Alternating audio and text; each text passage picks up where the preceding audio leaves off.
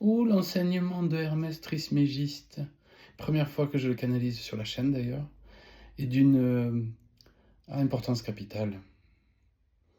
Je me demande si j'ai grand chose à rajouter.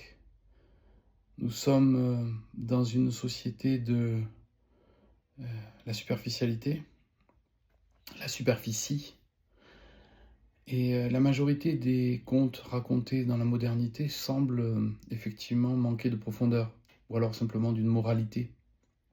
Mais Hermès ne nous enseigne pas à trouver la morale, ah oui, le bien, le mal, etc. Il nous demande à chercher le sens profond, le sens initiatique, celui qui nous ramène à la résurrection de notre âme. Ouais, Semaine Sainte oblige, cela va de soi. D'ailleurs, c'est le sujet, le projet de mes vidéos sur la dimension alchimique de la Semaine Sainte. Entrer dans le sens, entrer dans le temple symbolique des histoires, c'est creuser, comme des archéologues du sens, les contes. Donc, nous avons vraiment besoin, à notre époque, à la fois de récits qui portent une profondeur et à la fois de publics qui creusent le sens. J'avais fait sur la chaîne une explication alchimique, un petit peu, parce que j'ai beaucoup travaillé dessus, par exemple de Harry Potter, qui est en fait l'initiation alchimique de l'âme qui va dans la résurrection. Et que tous les personnages, les situations, les 7 livres, les 7 étapes sont absolument symboliques. On a même le passage de la mort symbolique de Harry. On a le face-à-face avec son ego, qui est le méchant. On a tout, et tout se passe à l'intérieur. Une chose que j'ai découverte, c'est que dès l'instant où il y a du surnaturel qui apparaît dans un récit, alors c'est une initiation intérieure. Il entre dans une forêt, dans la forêt, commencer à voler des êtres multidimensionnels, et il rencontra une licorne magique qui lui demanda de... Ah, il est à l'intérieur de lui, là. La licorne, c'est la conscience pure, qui va le guider à travers l'obscurité de son inconscience. Et là, on est déjà dans une alchimie.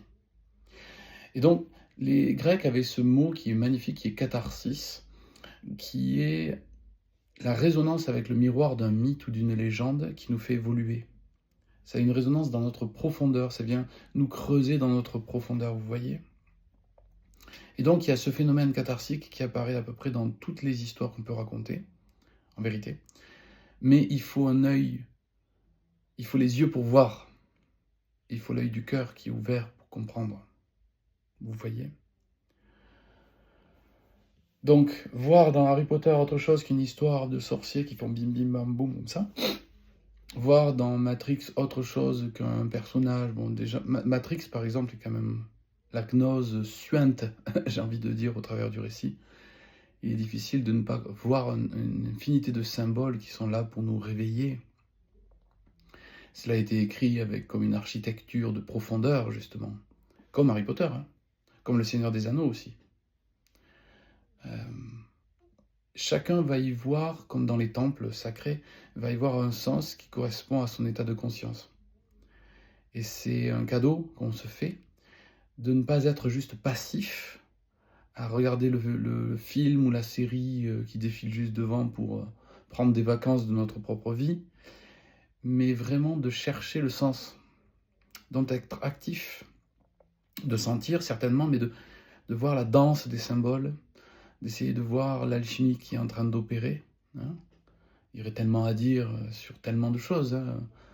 Je pense souvent à Gandalf le gris qui devient Gandalf le blanc en descendant dans les profondeurs de la terre, dans les cavernes immenses, puis dans l'eau, puis en montant dans la montagne, puis avec l'épée où l'éclair vient l'énergiser, c'est-à-dire la conscience divine, la conscience christique qui vient et qui met à terre comme Archange Michael le Balrog, qui est le dragon noir, c'est-à-dire la part sombre de la personnalité de Gandalf qui est encore grise, qui n'est pas encore purifiée, qui n'est pas encore l'instrument divin, et qui renaît à travers ce voyage intérieur, initiatique, où il vit des milliers de vies.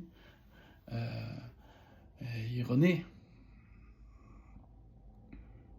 à la blancheur, à la pureté, à l'immaculée conception, à la grâce. Donc voilà, pour toutes les histoires, il y a une profondeur, mais pour que la profondeur se révèle, il faut que nous soyons profonds. Et c'est toute l'œuvre de passer de la passivité à l'activité de l'âme, l'activité de l'alchimiste, qui dans son laboratoire, qui est sa vie tout entière, trouve des pierres précieuses pour les transmettre ensuite. Vous voyez ? Comme les 7 nains dans la grotte qui trouvent des pierres précieuses. Cette partie de nous, 7 chakras, etc. On pourrait... Et Blanche-Neige, la blancheur immaculée. Et puis son ego opposé, qui est la reine qui demande toujours au miroir narcissique. Instagram. Suis-je la plus belle? Ai-je la meilleure vie? Etc. Vous voyez ce que je veux dire? Donc voilà, tout ça, les contes sont particulièrement riches en sens. Je vous conseille plusieurs lectures.